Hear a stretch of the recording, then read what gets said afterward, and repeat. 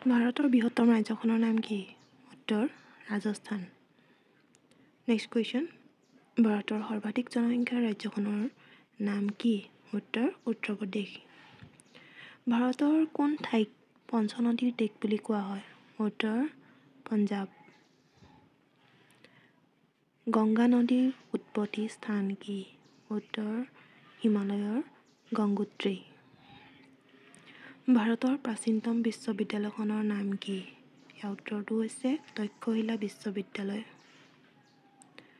আকবৰৰ ৰাজসভাৰ বিখ্যাত সংগীত বিশাৰদজনৰ নাম কি? উত্তৰ তানসেন। ৰাণা প্ৰতাপৰ ঘোঁৰাটোৰ নাম কি আছিল? ইয়াৰ উত্তৰটো হৈছে চৈতক। নেক্সট কুৱেশ্যন, ভাৰতৰ বৃহত্তম পুথিভঁৰালটো ক'ত আছে? কলিকতাত। নামটো হ'ল নেশ্যনেল লাইব্ৰেৰী।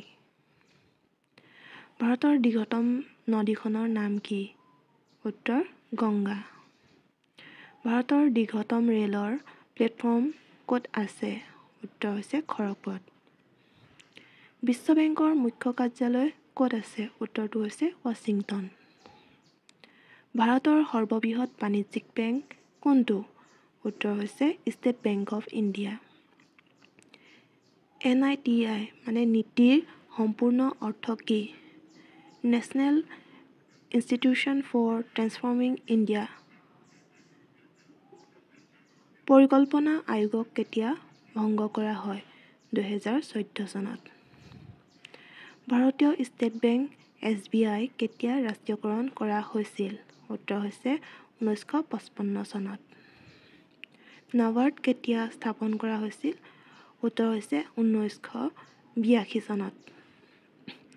ভাৰতৰ অৰ্থনীতি কি বিধৰ? ভাৰতৰ অৰ্থনীতি মিশ্ৰবিধৰ। হৰপ্পা সভ্যতা কিমান চনত আৱিষ্কৃত হৈছিল? 1921 চনত। সিন্ধু উপত্যকাৰ সভ্যতা সমাজে কাৰ লগত বাণিজ্য কৰিছিল? উত্তৰটো হৈছে মেচ'পটেমিয়া। কোনে সংস্কৃতত ব্যাকৰণ ৰচনা কৰিছিল? উত্তৰ হৈছে পাণিনি। বিক্ৰমাদিত্য উপাধি কোনে লৈছিল? উত্তৰ হৈছে চন্দ্ৰগুপ্ত দ্বিতীয়। প্ৰথম ভাৰতীয় চিনেমাখনৰ নাম কি? উত্তৰ হৈছে ৰাজা হৰিশ্চন্দ্ৰ। অস্কাৰ পুৰস্কাৰপ্ৰাপ্ত প্ৰথম ভাৰতীয় কোন?